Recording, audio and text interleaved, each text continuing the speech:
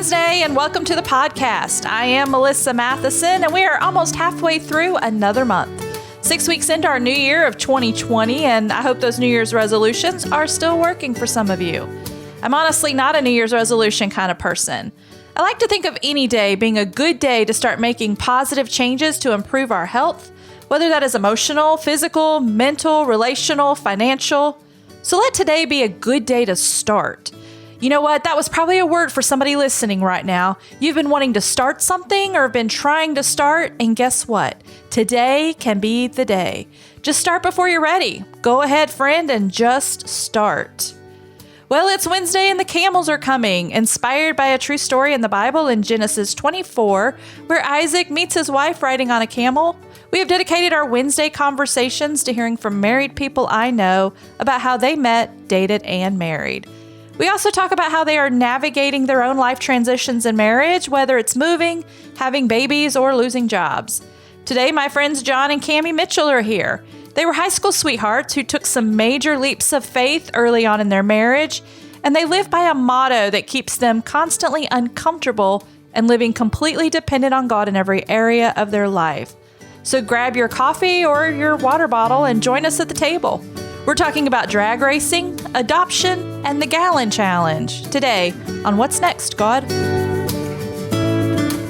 Well, I am really excited about this conversation because I feel like we are going to talk about some stuff that's going to be pretty life-changing. Not only to hear your story, but to some of the things that I just feel like this conversation is going to branch into. Yeah. I think it's going to be really great. I think so. I'm excited. So you are kind of new friends to me. Yeah. Like friends from a distance. Mm-hmm. So like this is going to be, we're going to like get into some things and I'm going to find out some things about you guys that maybe I know or I've heard, and then some stuff that maybe nobody has heard. Yeah.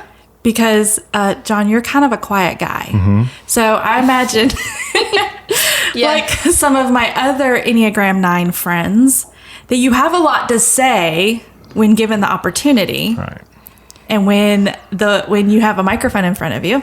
And I'm expecting you to say some things that people are going to go, I did not know that about John Mitchell. So I'm excited about today.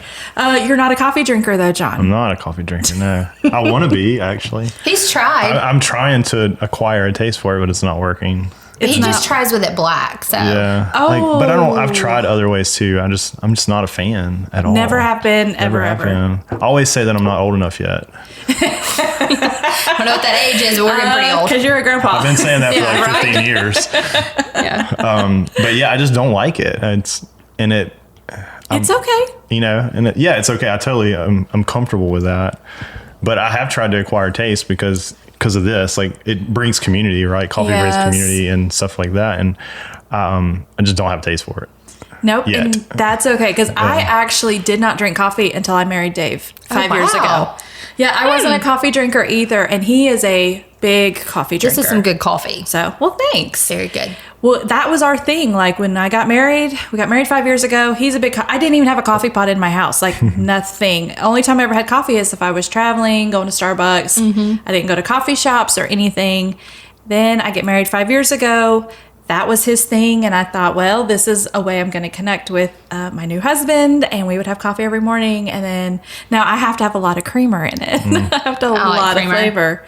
So I have like a little coffee with my creamer. Yeah. So I try not to drink too much because it's not good for me. But now you're, John, drinking a lot of water right now. What did you just tell me you're doing? A gallon of water a day? Yeah, a gallon a day. Yeah. So it's the Gallon Challenge. The Gallon Challenge, a gallon of water in a day. And I hear it's changing your life. It really is. So I would find myself going all day sometimes without drinking anything, just be in work mode. I work from home, so I really have easy access to drinks and food. But I would just get so in the zone that I wouldn't drink at all. And I just noticed that, the effects that was having on me. And I drank a lot of other stuff that I probably shouldn't be drinking, like tea and Coke and stuff like that. And so I just had this kind of wild hair one day to try the Gallon Challenge. And it was hard. It was hard, especially the first 2 weeks were really hard. You had some accountability too. Yeah. Elizabeth. Yeah, me and Elizabeth did it. But it really changed like the way like my outlook on life. It made me feel better. Like I don't feel like such an old man anymore, like my bones and muscles. And I read a lot of, so I get these posts on Google every day. It like shares these trending articles and stuff like that. And so I read a lot of them.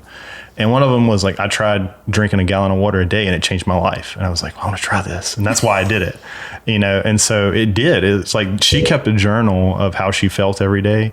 And by week 2, she was like, I'm a new person, And I was like, I want to do that.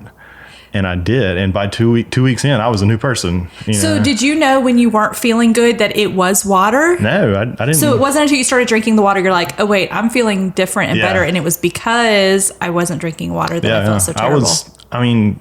Obviously I was dehydrated, not to the point that I need to go get hooked up to IV fluids, but I was dehydrated because I wasn't drinking anything but a diuretic most of the time, like sweet tea, you know? And so, all of that, my muscles, my bones, like all of that feels better. I literally went from like kind of a down person, kind of a pessimistic. I wasn't like super pessimist, but like Eeyore. Until I'm still that way, really, if I don't watch myself. But I'm happier and I have a better outlook on life, and it's just drinking all kind water. of things. Water did it. So practically, what do? You have like a gallon jug like for the day, and I drink 6 of these. You drink so you have a water flask, a water bottle, and you drink 6 of those. How do you keep up with how many you've been drinking? I'd keep it in my journal. I have a journal that so I work from home and I work on a computer all day. And I keep up with my time and what I do at every hour, and everything that goes out through my day I write down. And so I write a little every morning. I write water, and I just make tick marks. See, that would be a discipline for me. I would struggle with is remembering to go write down. Like I could probably drink the water. I keep it in front of me. I guess so. Yeah, working from home, and I know there's all kinds of water apps and things like that you could do. So I guess just finding out what works for you, because I feel like we're supposed to give the water challenge to somebody. What's it called? The gallon challenge. Gallon challenge. All right, so we're putting out the gallon challenge. It's February 5th, the gallon challenge, so that by sometime after Valentine's Day, people should be feeling a lot better. Yep. And if you're doing the gallon challenge, let us know. Yeah. So I'm going to do the gallon challenge. You should. I probably already drink a gallon and I don't know, but this is going to help me know if I am or not, because I drink a ton of water myself. I'm going to see if my husband will do the gallon challenge, Dave, because I know Dave does not drink enough water. You get like the benefits of drinking a lot of water and being hydrated. You also get the exercise from going to the bathroom. Yeah. And see, he works here at home too, and he works downstairs, so he'd have to take the stairs. Yeah. And it's obnoxious. It is, really. Especially when you get like four things in, if you do it early. Like sometimes I'll get four bottles in before lunch. And it's like every 20 minutes I have to go to the restroom. It's been really annoying on road trips. Yeah, I can't do it on road trips. I'm just like, stop already, or where it depends. Like, we've stopped too many with the kids. It's like everybody wants to get out. So I'm just like, you'd have to space it out, like wait till you get to your destination and then drink a whole gallon before you go to bed. Yeah. Are you a water drinker, Cami? I am not a gallon drinker, but I am a water drinker.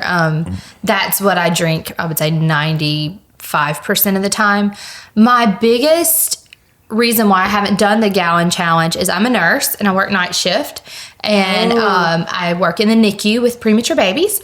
And so I never know if I'm going to have the delivery phone at night, which means that if we have a delivery or something urgent happens, I have to go downstairs.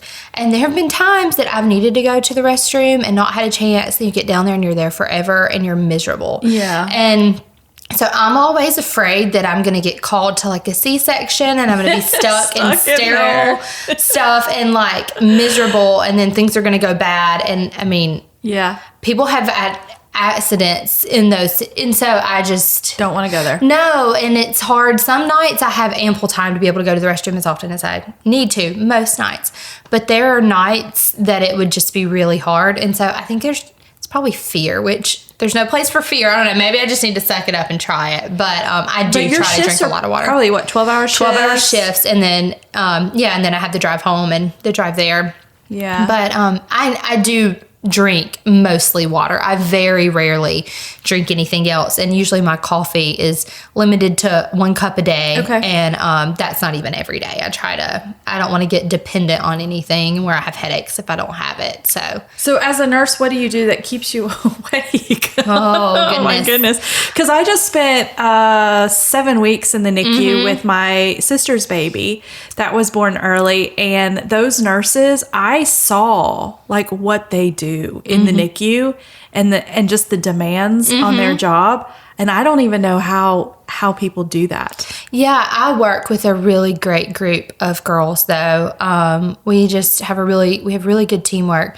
But thankfully, John has always been really good at protecting my sleep during the day. I mean, I come home from work. I'm so spoiled. I come home from work. Usually the bed's turned down. He's got the drapes pulled so it's dark in there, and he shuts the door and he doesn't bother me. He puts a note on the door that says if somebody needs something, he has our phone number, like I'm sleeping. He's made signs for the door that says there's a nurse sleeping. Please don't ring the doorbell.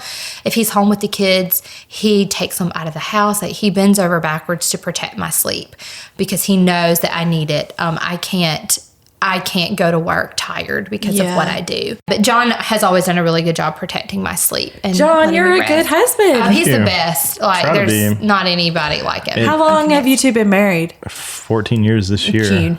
Wow. How long did y'all date before you got married? We've been together since 2002. We were high school. 4 years. years. Yep. And we have not, when we started dating in high school, we've been together ever since. We never broke up. We never... Was he your first boyfriend? No. Okay. Was she your first girlfriend? Nope. Okay. So both date other people. In high school, though, is where you met. Yeah, it was But it was like high school boyfriends and girlfriends. It wasn't really serious, Yeah. It was for me. Yeah. It's funny how we kind of met, and I'll let him give a little bit even more backstory. I dated John's best friend. Oh, And that's how I met John. I didn't know who John was until one night I was with my boyfriend and we were going to go out like a group date. And he asked if he could bring a friend. And John was in the back seat. And I turned around, I saw John in the back seat. I was like, who is that? Oh, you did. And that was like, I was immediately like, who is he? And while I was dating his best friends, John and I became really, really good friends. Just really good friends. Because you had a boundary there because you're already dating somebody. So you just could only be friends. But we were young and made a lot of mistakes. We were not following Jesus really in high school. We would probably say that we were, but we weren't. But so things did not end well with the relationship I was in. And after that, and my daddy had even met John, and he wasn't super fond of the relationship I was in just because he knew it wasn't right. And he kept asking me, he's like, what about that John dude? And I was like, I know, Dad. And anyways, I know, Dad. So I knew that, like, I was like, I've got to, like, I had it for John. But he was not interested in me because I dated his best friend. He was he's very loyal. Oh. And he was very loyal, even though the relationship issues weren't necessarily my fault with the guy I was dating. Like, he was still very loyal to him. So he wasn't super interested. But we just developed a friendship, like a really good friendship. And I knew, but I was doing, back in the day, we had cell phones. I didn't have a cell phone until I could pay for it. I think I was a senior when I got a cell phone in high school. So it was the old fashioned notes, decorating them with markers. So I would write John a note every day. And then I would borrow my best friend's cell phone at night to call him. And there was a night that I didn't call him just because I was with my friend. I was like, I'm just not calling him tonight. He called me and I was like, that's it. That's it. And I told my friend and I told John when I got a little bit bolder, I was like, if I ever date him, I'm never letting him go. I knew, but he wasn't quite convinced. But it's interesting though, what you, like, whenever you knew who I was before I knew who you were. Yeah. So I was really into cars in high school. I had like a hot rod car, and my dad was big into cars, and I like drag race and street race and all. I was just kind of crazy. I was not crazy in any other way, but with cars. And, she drove an 86 IROC Z, and I just knew, and like, I know people by their cars. And I didn't even really appreciate the car, honestly, because I thought I just had an old car. My parents were so excited to give it to me. They gave it to me when I was like 14 or 15. I was like, great. But I didn't realize, like, at the time what I had in that car. I didn't realize the value of it. And so I spotted that, and I knew who she was because I knew she drove the IROC Z. You know, it was a white IROC T-top IROC Z. And so I saw her one day and at the lunch room. I was eating lunch, and she went up to get some ice out of the ice machine. And I was like, I just looked at her, and for some reason I had this weird thought. I was like, I'm going to marry a girl like that. I don't even know what that meant. Oh. I just said that, I just thought that. And, and so, here we are, but, I was still reluctant. Was she dating your best friend yet? No, that was before I even knew her. I didn't even know who she was. I just knew she drove an IROC Z. When he said, later on, he told me one of the reasons why he wasn't super interested in me is because I talked too much. She'd imagine that. Sometimes we would talk on the phone, and I would just lay there for like 2 hours and never get a word in, and like sleep, and she would never know it.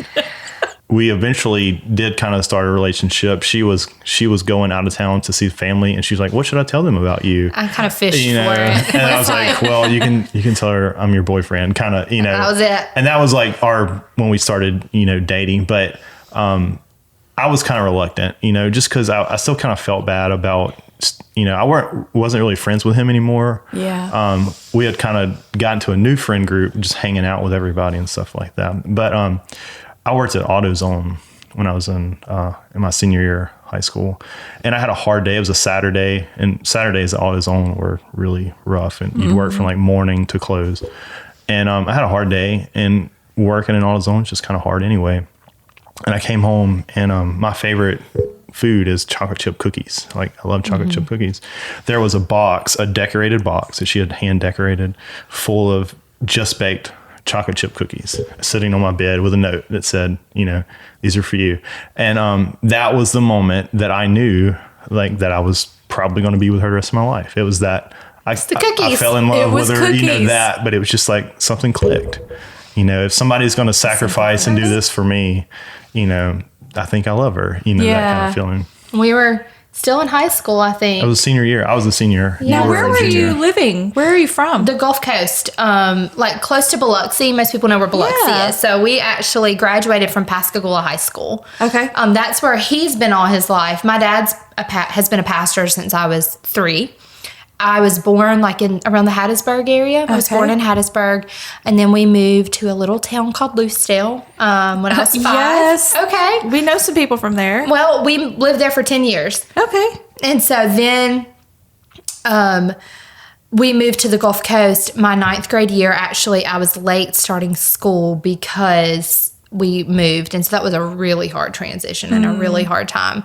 So that's how I got to the coast. And so anyways, that's kind of, but I didn't know who he was until my 11th grade year. Okay, so you didn't grow up in the same town together. It was just after you moved there. Is that where you're from, though? I'm from Pascagoula is where I grew up.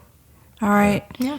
And then, so we're in high school. So our senior year is when, John, you're like, okay, yeah. It was the last half of my senior year is when we started. I was a junior. And we became boyfriend, girlfriend. Our relationship started. Yeah. And then, I went to college close. I went to junior college for the first 2 years. And so we were able to, not have a long distance relationship kind of thing. And our families were so supportive. Like, my dad has always loved John. Yeah. And, it just means so much when your dad affirms you and who you're going to marry. And so that was huge. John and my dad have always gotten along well. They've always been good friends. And then I've always gotten along great with John's parents and his mom. For a while, I was the daughter she never had. So she spoiled me rotten. I was about to ask about siblings. So, John, are you an only child? No, I have a younger brother. A younger brother. 2 years younger.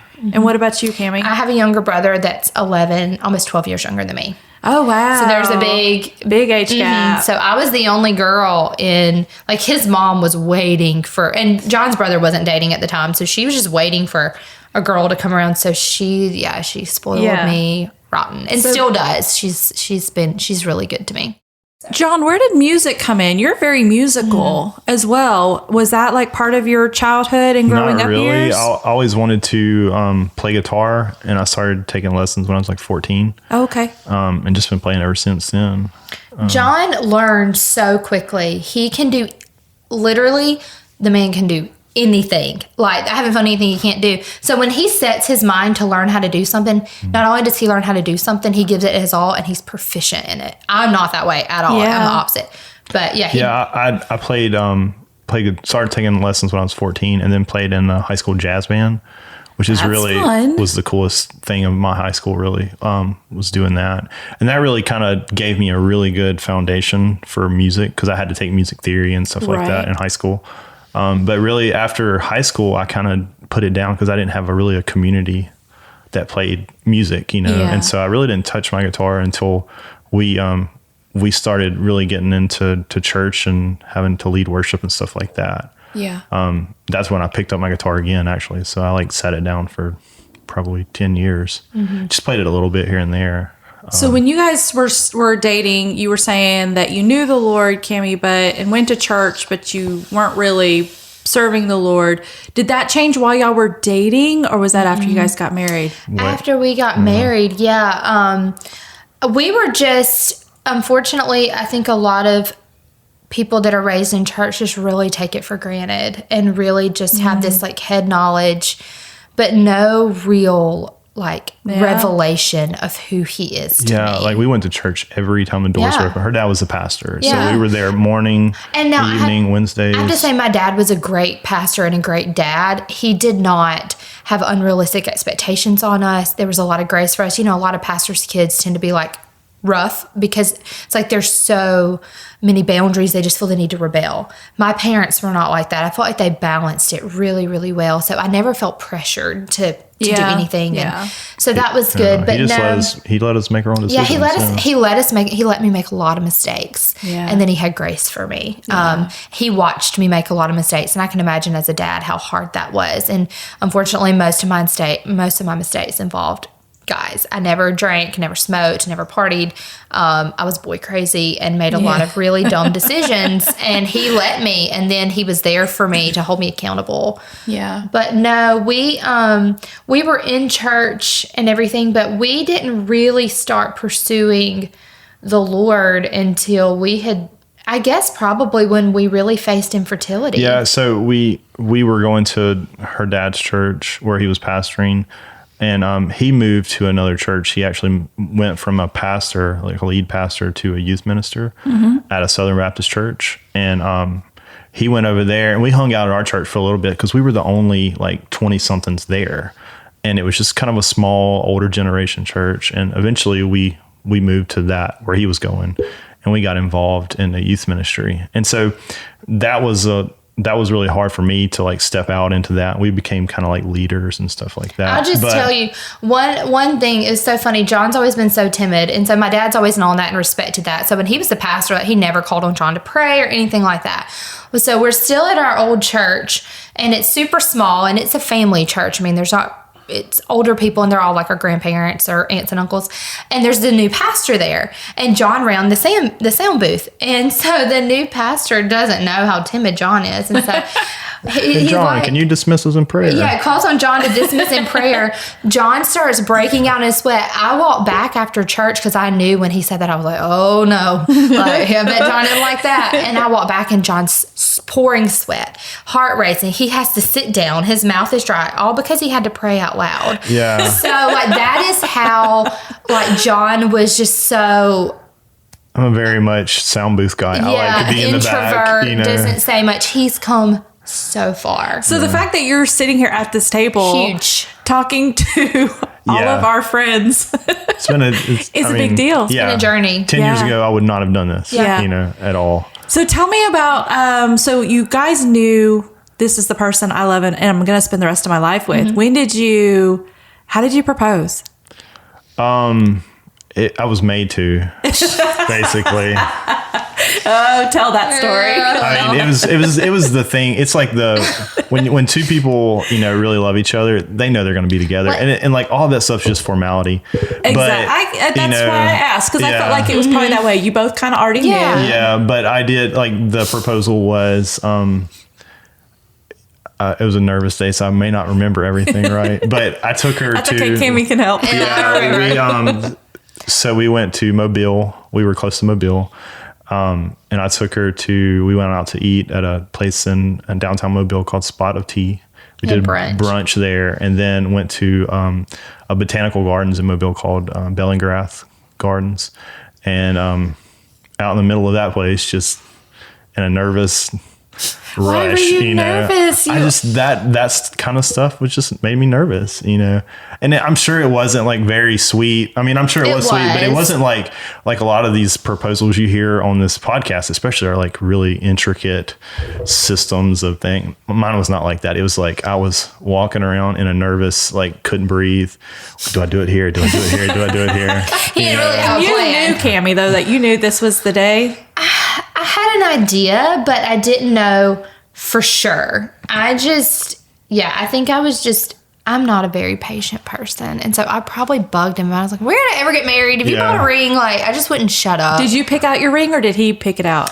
I think I picked it out, but I honestly did not know that he had bought it. Like, you didn't. No, so it was kind of surprise. I had an idea, but it wasn't like I didn't know for sure. Yeah, she was mad at me because she had wanted me to do it this certain weekend. He's telling everything. Tell it all. And then I went somewhere with my dad. Went out of town with my dad to some car thing.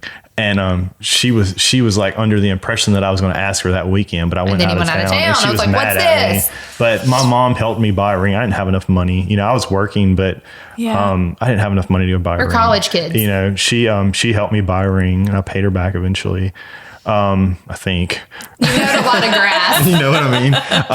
But she'll let you know after this podcast. Yeah. And eventually, I took her to the botanical gardens, and I asked her. And the funny thing is, like, as soon as I did, and we got all that crying and stuff out of the way, she stayed on the phone the entire time. Called everybody. She called everybody and her thing. I didn't even talk to her on the way out of this place. Because she was on the phone. But somebody saw us, and they took pictures of us. Took pictures and mailed them to us. Which is cool. Sweet. Yeah. They a bystander. Mm-hmm. They were so kind. So yeah, but I knew that we would be together, and still today, like I don't know, I don't necessarily believe, some people might disagree with this, that like God has one person for everybody. Yeah. I believe he gives us a lot of free will, but he blesses things, you know? And I'm so thankful that even though we weren't following after Jesus, that God gave John to me. Yes. Because I could not imagine life with anybody else. And that's what I tell people.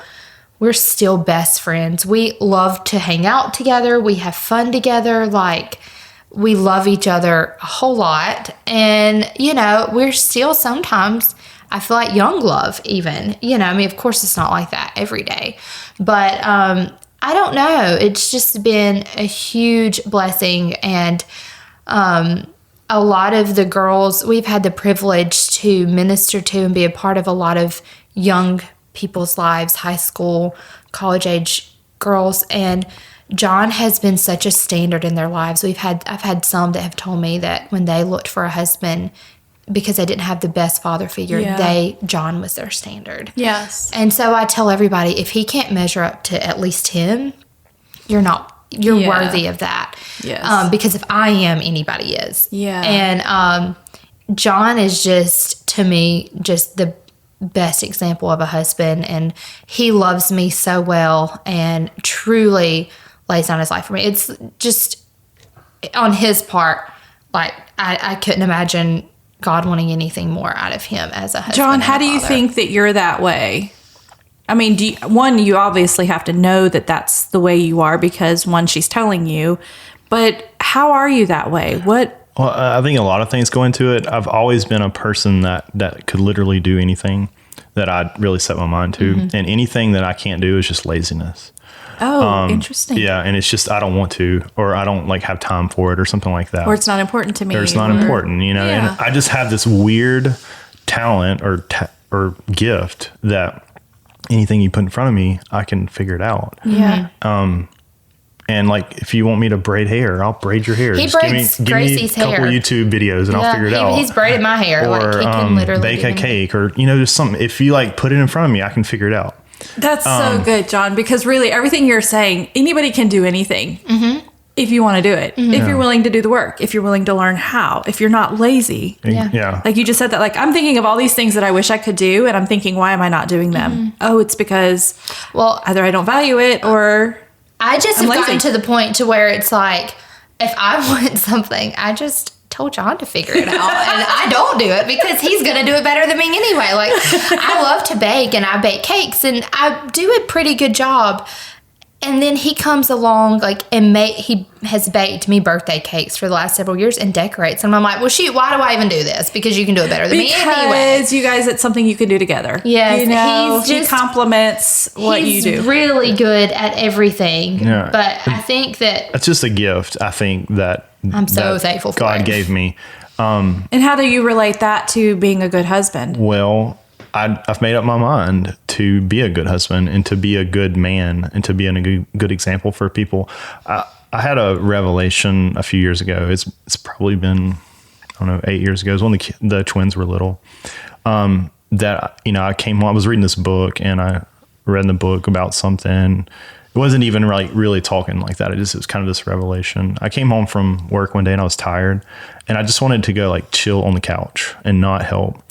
And I just had this revelation that I'm not that kind of man. Like, I shouldn't be that kind of man, and really godly fathers shouldn't be. And so I was supposed to go in and lay down my life, lay down my tiredness to help her. Like, she was home with the kids, and I needed to go in and do anything I needed to do with the kids, go help her cook, clean, all of that stuff, instead of going and sitting down and, you know, basking in my tiredness. And so it was just that my job is to lay down my wants and needs for her and for my family. And I just made up my mind. And it's like, when you, like I said, I can do anything if I just put myself to it. And so I just made up my mind, and it's just kind of going from there. And I've always been a person of heavy conscience. Even though I've done some things I'm not proud of, I've always kind of had even when I was a kid, just had a really heavy conscience where if I did anything that was wrong, it was just hard to deal with. And that's another gift, I think.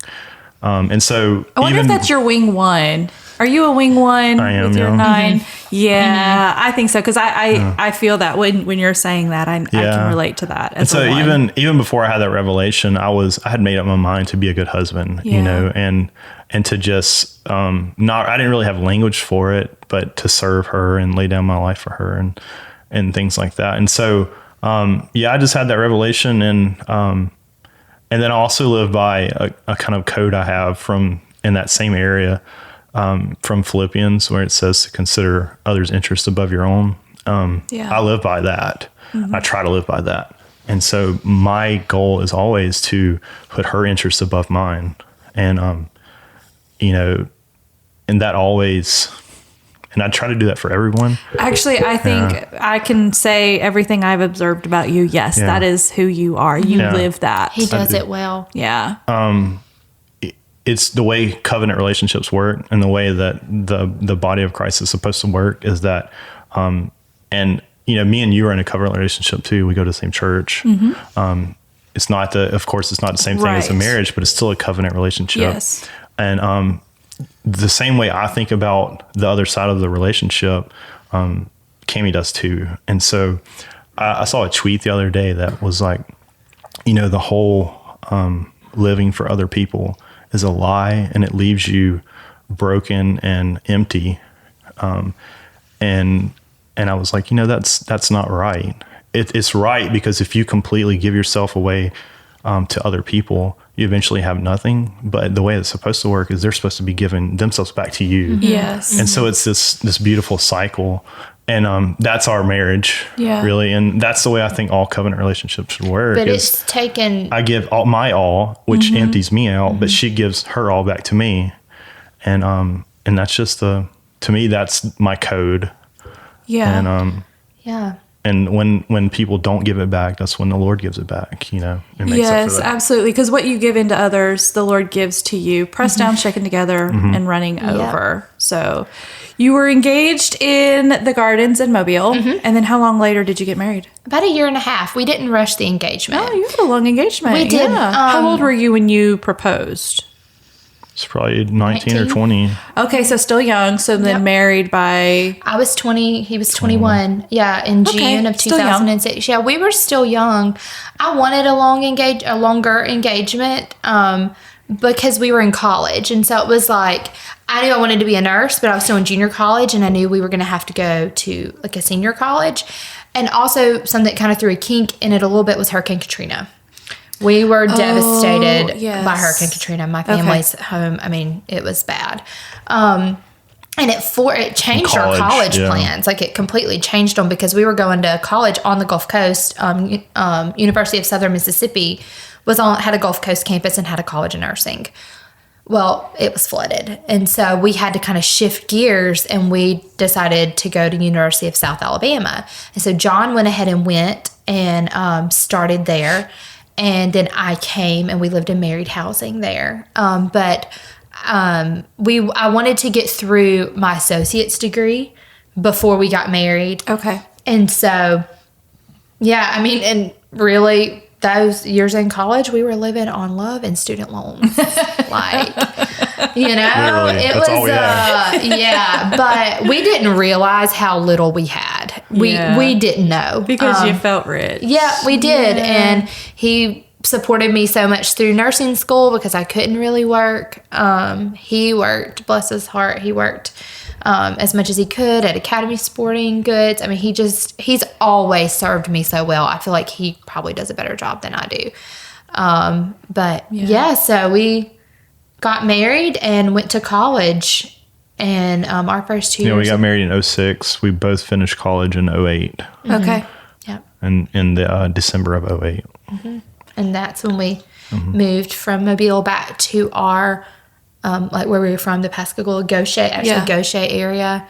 And we got our first big kid jobs. Is this when you were at your dad's church then helping with the youth? We had not been with the youth yet. He was still... We didn't go to First Baptist until after 2010.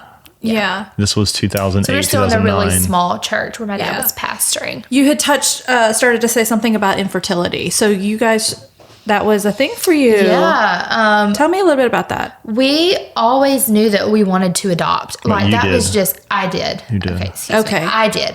Adoption was just always in my heart. And I don't know why. I didn't know anybody adopted. And this wasn't because of infertility. No, this was just adoption was just always a thing for you. And I was always just like, okay, let's have our own kid first. What a lot of people think. Yeah. You know, and basically our parents kind of threatened us when we were in college, like, do not get pregnant. You have got to finish college.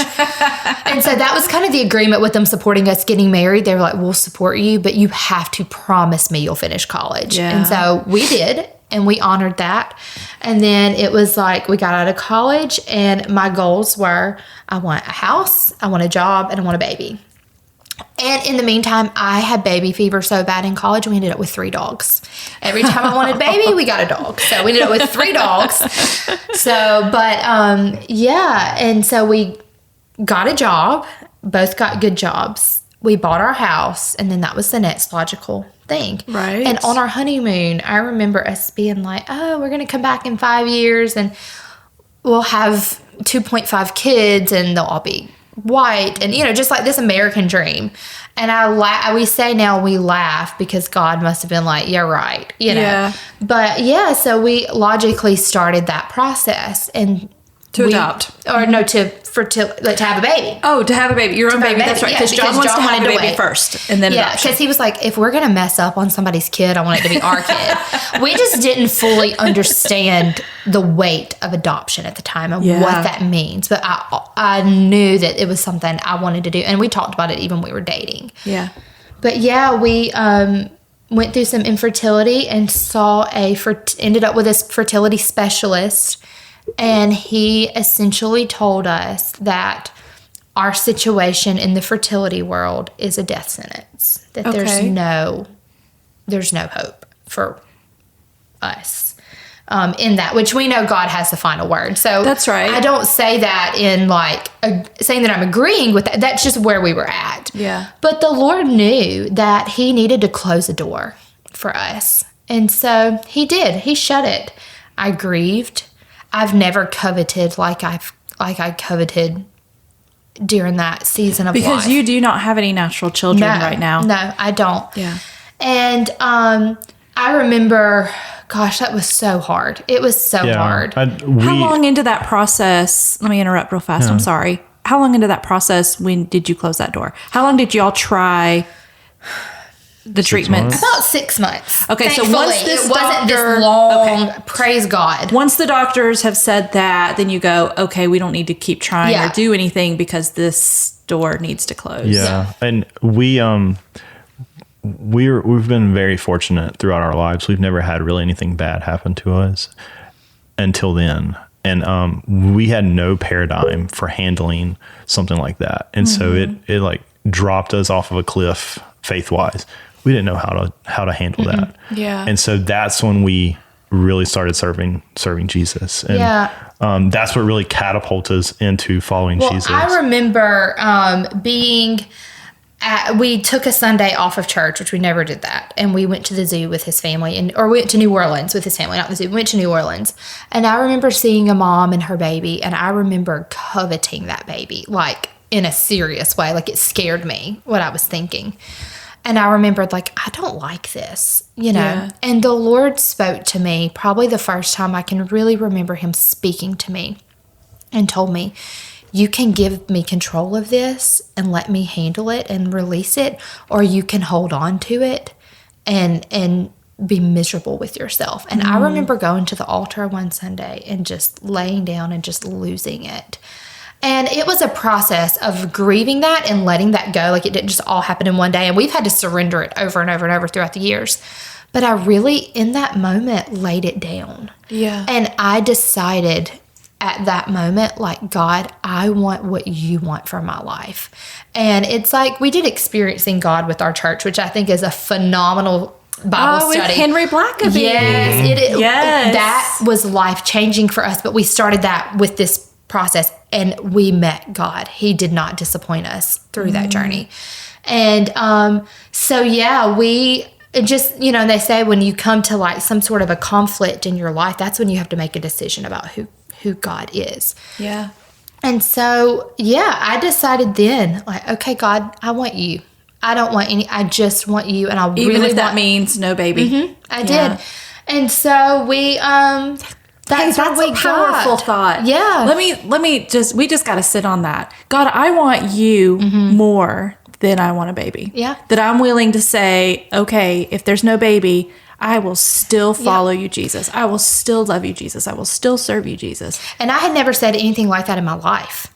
Like that was a first time thing for me. You know, I've walked the altar to salvation so many times in my life and been baptized so many times. I think that's just part of being a pastor's kid. I think we probably have all done it. We just questioned. But in that moment is when I surrendered. Yeah. And I said, I want you. And thank God John did pretty much at the same time. And we were in complete agreement.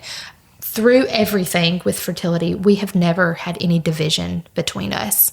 It brought us together. And that's when we decided we want you more than we want anything else. Because that's a process that both of you have to grieve, and you have to do that together. You know, that you guys, because this was a thing for you, John. You wanted your own child as well. And then for you, Cami, for you both to do. I think that's so significant that you guys did that together, that process together. It's not like Cami, you said, John, you can't understand. And, you know, it was just something that you guys. No, it was different. Like I didn't make that same kind of decision she did.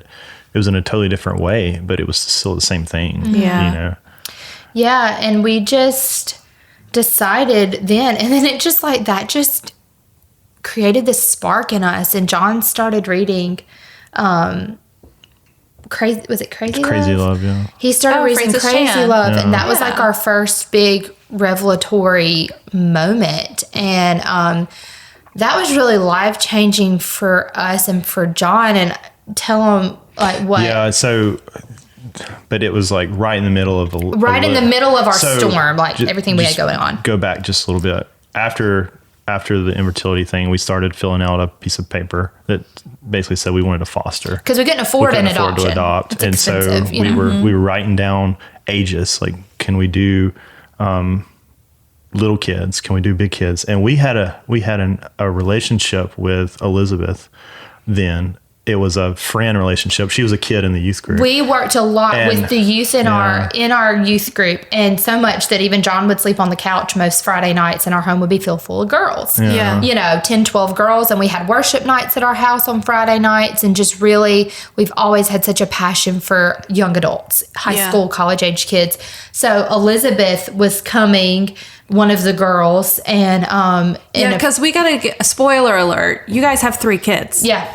You are the parents of 3 kids. One of them, this Elizabeth we're talking about, your oldest daughter, has actually been here before. So if you're part of the podcast family listening, Andrew and Elizabeth Johnson that came and talked about how they met, dated, and married, Elizabeth in foster care. This is the Elizabeth. Yeah. We're talking to Elizabeth's mom and dad. Yeah. That are not much older. Not much older than her, which is just 9 part of years. this story. So if you haven't heard that conversation, when you finish this one with Cami and John, go back and listen to Elizabeth tell her side of the story. So Elizabeth's in this youth group. You guys have youth coming over to your house and hanging out all the time. Yeah, so we had a relationship with Elizabeth, and we knew that she was a foster kid.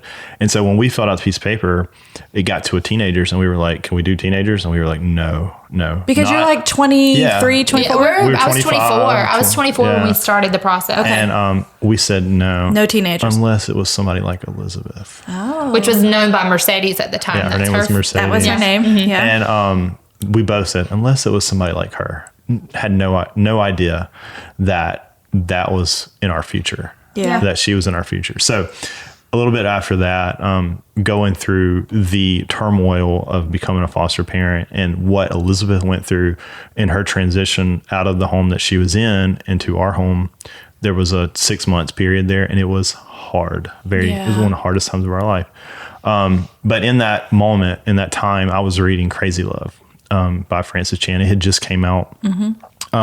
There is a sentence in the book that says, that Francis Chan writes, he says, God doesn't call us to be comfortable. He calls us to trust him so completely that we are unafraid to put ourselves in situations that we would be in trouble if he did not come through.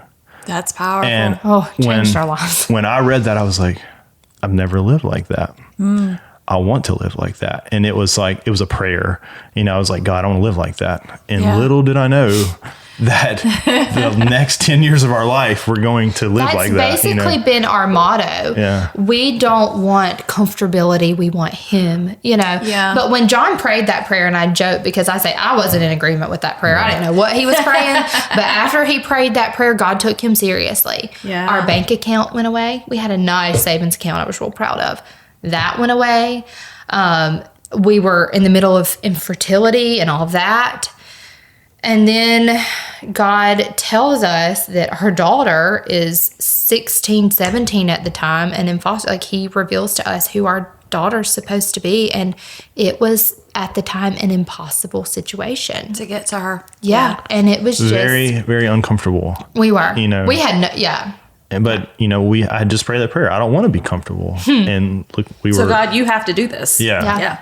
And that's kind of still how we live. Yeah, and we've lived like that since then. And anytime we start to get comfortable, we catch ourselves. Anytime we start to get comfortable, the Lord, because we've given him permission to make us uncomfortable. anytime we get comfortable and complacent, the Lord makes us uncomfortable again and reminds us, like, that's not the way I've called you to live. Yeah. But I have kind of a joke, but it's a symbol of the way that I want to live, is that I will not allow a recliner in my house.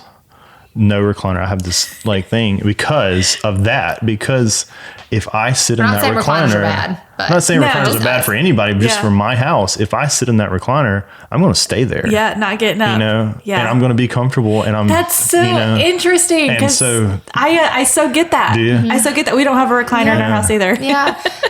But that's the reason. Like, you know, we grew up. Everybody had recliners in their And my house. parents Like, did. It was like, you don't sit in everybody, mama's like- chair, you don't sit in daddy's chair, like you sit on the That's so floor, you know. funny.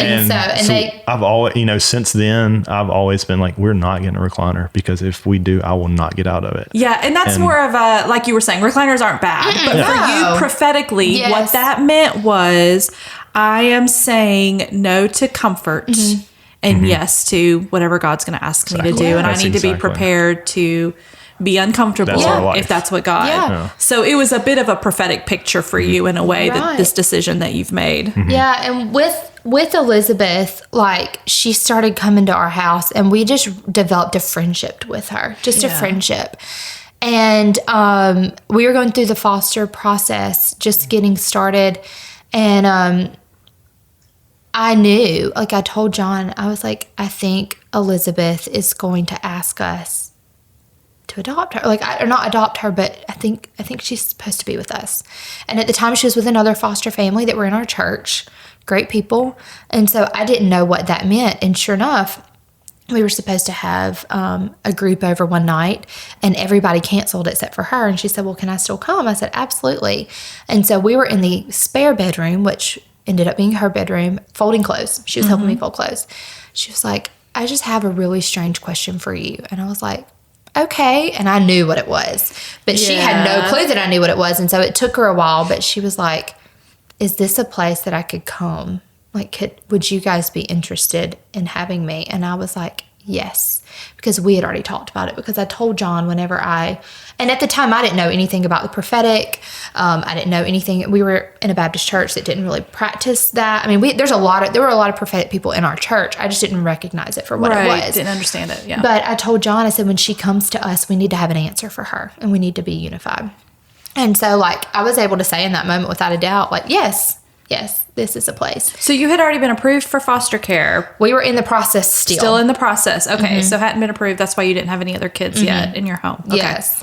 And we had a good friend of ours tell us and we were so nervous about telling people about Elizabeth, because we're 25 and 26 and she's 16, 17. And, but we had so much support, and a good friend of ours, told us, so supportive, but he was like, "This is going to be like a 9-month process for y'all. This is going to be a pregnancy, Like a for you birthing. guys, Yeah. and you're going to birth Oh, her in the wow. spirit." And I had no idea what he was talking about, but from start to finish, it was almost 9 months. Amazing. It was almost 9 months, and we went through. And it was as rough as a It was pregnancy. rough. It was rough, not because of Elizabeth.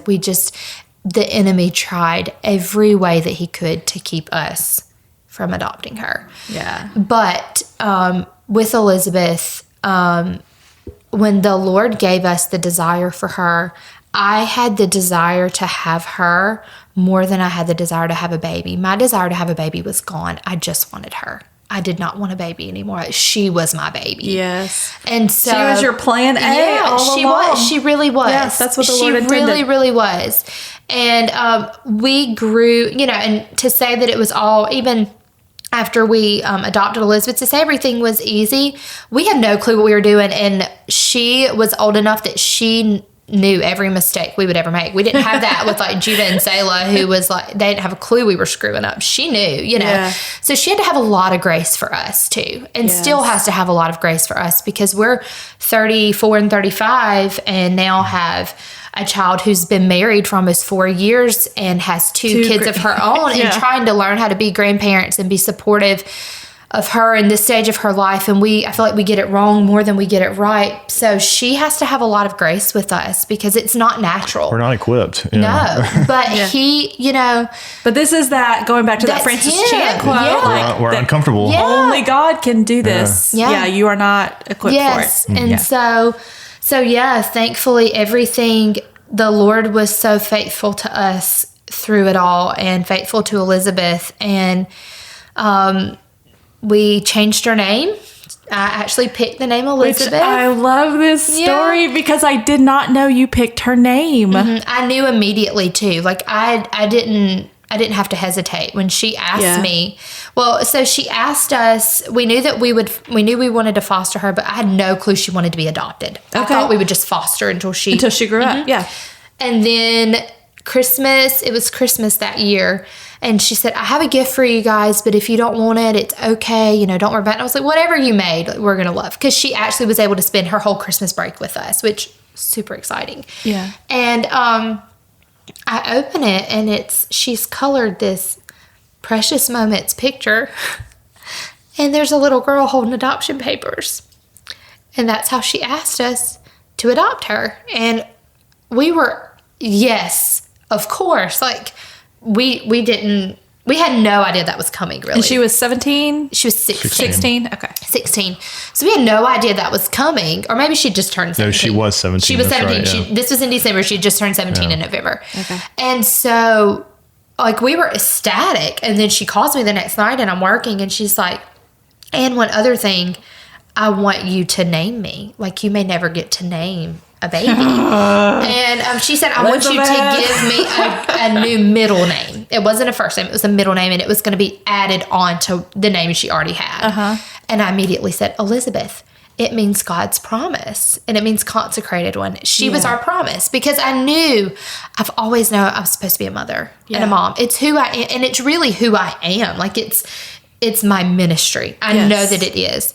And so, anyways, yeah. And if you have not listened to the conversation from Elizabeth, that was a name she had always wanted to had no be clue. her whole life. Yeah, I had no clue. Yeah. And so then we were at a retreat and we could tell that she had some groanings to be who this name is, like be this new, like who she is. But we had like a spiritual father to her, and a friend of ours was speaking over her and prophetically spoke, Elizabeth, that's your birthright. That's your identity. And that moment she started going by Elizabeth. That was who she was. And she became Elizabeth. And now she's Elizabeth Mitchell Johnson. Yeah. And so the old man has passed away and she's a new creation. And, you know, she was already a new creation when we got her. She was already following Jesus. And she is actually partly responsible for why we're here. And just, she pushed us to pursue God even more. Yeah. Because if she was pursuing God, we had to pursue God. Like, we had to lead her. Like, she really catapulted us to where we're at now. So and how long had you guys been married when you adopted her? 5 years. Okay, so 5 years into this, you adopt a 17-year-old girl who is now your firstborn daughter. And then you have another another adoption story. When did that one start? Shortly after. Shortly after that. So that was 2011 when we adopted her. We adopted her in October. Hey, wait, let me ask you, John, real fast. So you had to be on board with adoption now that your own child was off the table. So you didn't have any hesitation when it came to Elizabeth. You were on board adoption. Okay. Absolutely. No, he was. After the infertility thing, that was it. It closed the door. We're done. Okay. So we're in a full adoption mode. We're good with that. Did you think that there would be more than one, or did you think it was just Elizabeth? No, we always knew there would be more than one. Okay. So our pastor had no idea he was speaking prophetically into our lives. He actually had adopted 2 children. And he told us, before Elizabeth, he said, when it's right, your children are going to fall in your lap. And he had no idea what he was speaking. And then came Elizabeth. And so then I was at work. I was a pediatric nurse at the time. This was in March and of the following year. And I meet this girl who's 17 weeks pregnant. And she has her 18-month-old in the hospital with like a stomach bug. And so I was working a day shift, which I never did. I wasn't supposed to be at work that day. But I actually was the nurse to her son. And I just started talking with her. And I really felt led just to get to know her. And we started talking about her pregnancy and just kind of like if she had support and things like that. She had no support. She was at the hospital by herself with her little boy. And I just got really bold for some reason. I was like, well, what are you going to do? Like, what's your plans? And she said, well, actually, I'm going to give them up for adoption. And I was like, really? And in that moment, I just started telling her about how beautiful adoption was and how we had adopted Elizabeth and all that. Like, I had But you weren't thinking that for you with her. You were just telling her your adoption story. Not in the moment. Okay. And then she just started telling her story. And this is a little sensitive, and this isn't something that I've really told a lot of people because I'm really careful. I want Judah and Selah to know the whole story, but when they're ready. But she had actually gone to have an abortion twice.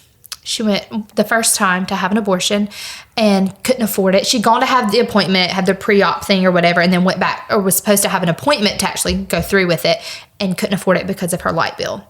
And then the second time, so she does the whole process again, goes back. They're getting ready to do it. They do an ultrasound. She's got twins, and she said, I can't do this. And she got up and left. Wow. So, yeah. So she tells us the whole story. And I just, out of nowhere, just said, you know, my husband and I really want to adopt again. We would love to adopt your babies, you know. And I was like, pray about this. You talked to John yet? Nope. No idea. No clue. And so I just told her this, and she, I said, of course, we're going to pray about it, and you pray about it. I just want God's will for your babies, and I know that he has a plan for you and for your babies. Yeah. And you're making a good choice. Don't feel bad about the choice. I just really wanted to encourage her, regardless, that she was making a good choice. Yes, God had a purpose and a plan for her life as well as her babies. The babies. Yes, and so that he would come in and intervene like that. Absolutely, and I wanted her to know that. So I gave her my phone number, and I said, there's no pressure. If you don't ever call me, I'll never see you again. There's really zero pressure. And so I came home to John, and I wasn't even with him. I called him. I was with another friend. I was like, by the way, I gave this girl our phone number that's pregnant with twins. I told her we would adopt them. He said, John just says, okay. I said okay, but it was like, oh God. But I was like, that's probably never going to happen. Yeah. I mean, the reality You of guys that sound happening. like me and Dave. I do this all the time. I'll say stuff and I'll be like, wait, let me go talk to my husband first. Yeah. Hold on. Yeah. I haven't said anything to him yet. And I'll come home and I'll say, oh, by the way, Yeah. when I was out today, I committed to this for both of us. This is what I said, or this is what I feel like the Lord said, and I said this, and so Well, I just knew that he had been on board with adopting Elizabeth, so I was like, this man's going to do anything. Like, he's if this is God, he's good. I knew that if it was the Lord, he already had said yes because of the prayers he had already prayed. We trust each other, you know. Absolutely. Like that, I was about to say, because you know his heart, Cami, and John, you know Cami. For her to be able to say, she was in a sense speaking for both of you in that way. But still, when she said that, I could just see you go, okay. Yeah. Exactly. I mean, that's exactly. And we just honestly didn't think anything would ever come of it. And that was on a Saturday. And on Tuesday of the next week, I'll never forget where we were at. We were in the parking lot of a grocery store, like a little local grocery store. And there was this man that would set up in random places and preach his little heart out. He had a trailer and a microphone and would set up chairs, and nobody ever came and sat, but he would preach. You could hear him all over. And anyways, he was preaching that night in the parking lot, and we could hear him. And about that time, I don't remember what he was preaching about, but he was preaching, and my phone rang. And it was Stephanie, the mother to the twins, the birth mother. And she said, I want you guys to adopt my babies. And she had told me she'd been working with an adoption agency, and I had since gone home and looked at it. And I was like, we can't afford this. It's like $40,000. Yeah. And so I told her on the phone, I said, that's amazing. However, we cannot afford to go the route of the agency. I don't want you to think we're backing out on you, but if you need to go through this agency, I totally understand, because they can provide for you maybe in ways that we can't. And she was like, no, I don't care. I want you. And I was like, okay. And so we had no clue what to do. So our lawyer that had been Elizabeth's lawyer, he worked for the state. I called him. I didn't know who else to call. So I called him, and he, said he would meet with us, and he did, and he cautioned us, and he said, I don't want you guys to get your heart set on this, like, be careful, you know, all the things. But I just knew. And so anyways, we went through it all, and I went to every ultrasound with her after that. I was there when we found out their gender. And then she went into labor at 27 weeks. Oh, my. And I kept her little boy. He basically lived with us because she was in and out of the hospital and had no support system. She ended up finally having the babies at 32 weeks on a Sunday. C-section, and I was able to be there. She told the nurses, wow. She said, you wait for her to get here. Like, this is their mom. So at 27 weeks, she goes into the hospital, and y'all are able to keep her there for 5 weeks. In and out. Yeah, she kept leaving AMA. And you helped with the 18-month-old. Yeah, he basically lived with us. Oh, my goodness. It was a lot. And then the twins were born at 32 weeks, and that was scary. But we did help her out some with her rent and things like that, but she never asked us for anything. We helped her with groceries. We paid her cell phone bill a couple times, but she never wanted anything except for those babies to be taken care of. Yeah. And I can say that she's in college. Oh, she actually had another little girl after the twins because I think she didn't realize the hole she was going to have. From them. Okay. And so, but that's been it. She's got 2 at home, and I haven't talked to her in a while, but we still talk. Judah can't quite comprehend it, but Selah knows who she is. She knows a lot about their story. Selah's written her story before, drawn it out, and she knows. So the twins are how old now? 7. And a little backstory on that. Judah, when he was a week old in the NICU, got a very serious infection in his intestines, and had to have emergency surgery and almost died. Like, he was very, very, very sick and almost died. And through all that, like, we really saw the healing, like, God divinely intervened and healed him. We didn't think he was going to live. And as a result of that, he had brain bleeds, which are like strokes. And that's why now he has some disabilities and things like that, but not anything super severe. So he doesn't understand. Like, he doesn't even know that he's a different color than us. Like, he doesn't even comprehend that. Selah, however, she knows. Yeah. Mm-hmm. And so we've always wanted to be really open and honest with her. Mm-hmm. But yeah, they're 7 now and doing incredible. And yeah, so we're just What was really that thankful. like for you when they were in the NICU for your marriage? How did you guys process? Was there anything difficult about that? It was difficult. Absolutely. I remember, especially when he was sick, I remember laying in the bed just crying. Like, we would cry ourselves to sleep every night. Sleep, just, we were terrified. Of the fear of coming home with only one kid. Yeah. That.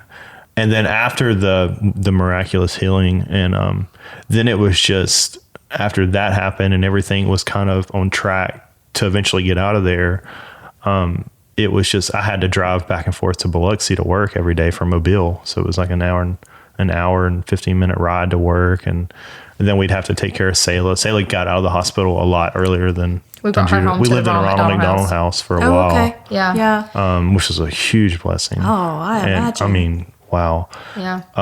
They gave us one of the suites. So we had like a kitchen. And so that was amazing. But it was hard, but we had Elizabeth too.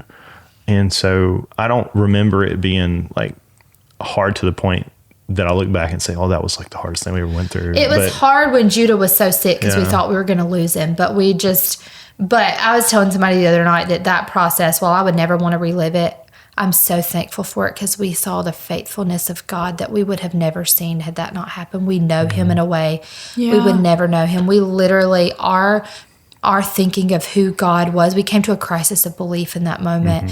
And I went in that moment from believing that God is healer. God does not bring sickness. God does not bring death. He allows it, but it is never his will that there should be sickness or death. And basically a good friend of ours told us, you have control over this situation. God gave this kid to you. You go fight for him. And we went in the NICU and we went in the room that day and started declaring life over Judah. We started prophesying over him. We started reading scripture, and the presence of God filled the room, and the nurses were weeping, and we went from death to life in that hour. And from that moment on, we knew he was going to live, and we knew. And his name means praise, and we had a prophetic word. It does. And we started like just praising and just declaring over him. And John would sit at his bedside and read scripture to him for hours. And one thing, he had a catheter in and he couldn't produce urine because his kidneys were failing. And so that was one of his big issues. And so John would start to read to him and he'd say, okay, Judah, by the time I get done reading this chapter, I want you to have this much TT in your tube. Yeah. And John would start reading and urine would start coming every single time. And they started weaning him from the ventilator in that hour. And it was a process. Yeah. But we just went through it, and he is. I was telling somebody the other day, we pray for healing. And I could technically pray for healing for Judah because he has some disabilities, I guess you could call him that. But I don't want him any different than he is now because he has more grace and love than any child I've ever met. Yes. He's always happy. His outlook on life is amazing. I do wish some things were easier for him, but I would never want to change who he is. And without that process and without those events that happened to him, I don't think he would be who he is now, and I don't ever want to change that. Yeah. It's in listening to you guys talk, I'm really just kind of amazed at the what I'm seeing is the way you guys are loving these children that you did not physically give birth to, but like you are feeling when you've said yes to the Lord in this process, like these children are yours. Oh, absolutely. Like you are feeling and grieving and like he's sick. They and are you mine. are crying yourself to sleep and you are declaring life over them. And the authority that God has given you over their lives as their parents, it is as if they are your children. Yep. And that's supernatural. Absolutely. Like, I guess I never, because I've not been in that, I never really understood how that worked. But listening to you talk, it's like I'm seeing this supernatural way that God brings children to parents and like knits them together because they are ordained by God to be yours. Yeah, and I didn't even realize like how powerful that was. I mean, I just always knew they're just my kids, you know? Right. But now that we're doing foster care right now and we have 2 foster children, and while I love them, I don't love them like my kids. And I thought that fostering was going to be easy because I didn't birth Judah and Zayla or Elizabeth, and I just know how crazy in love with them I am. So I just thought, well, this will be easy. It's not. I don't love them like I love Judah and Zayla or Elizabeth. I don't. There is something different about your kids. Yeah. And I cannot imagine loving any 3 children any more than I love them. And I've tried with like our foster kids and I can't, you know, because they're not mine. And so there is a difference, and there is a difference, and it's a God kind of love. And I didn't realize how much it was a God love until we tried to recreate that, and we can't do it. Yeah. When did fostering happen for you guys? Where did that, I mean, like recently? Because about a little over a year ago. Yeah, we started the process, and just felt like that was something the Lord it was time. opened up. Because we've always felt called to the orphan. That's always kind of like been a calling for the past 10 years. Okay. And so the fast track to caring for the orphan right now is foster care, you know what I mean? And so we knew that we were supposed to get back into it, and it just worked out where we were able to. It was all God. We had been moving thing. and in transition and stuff like that. And when we settled down in Hamilton, it was like, okay, now we got to fill out the paperwork. Yeah, and Elizabeth had Abner and hadn't had Hollis yet, so we had a lull in our life. So it was like, all right, let's do this now. We're comfortable. Let's get uncomfortable. We were comfortable. We were comfortable pretty much. Yes, here we go. Back to that. Word, we have not been comfortable a day since. Yeah. I'll tell you that much. There's been lots of days where we've wanted to quit, but you know what? Judah and Selah were equipped for this too, and Selah has kept us going. She loves so well. She loves better than we love. Yeah. And there have been days where I've asked her, are you still okay with this? And like wanting her to tell me no, so I have a reason to like give up, right? And she'll be like, no, Mom, I want them here. We have to do this. We have to do this. And those 2 kids are worth it. Like they need like, this. A lot of times I think it gets selfish because we're just doing it for our calling, you know, because it's what we're called to do. And that sounds a little selfish. But those 2 kids and every kid in foster care is worth it. And they are such a struggle, and they are such broken people. Yeah. And the only way that they can get put back together is for people like us to step in.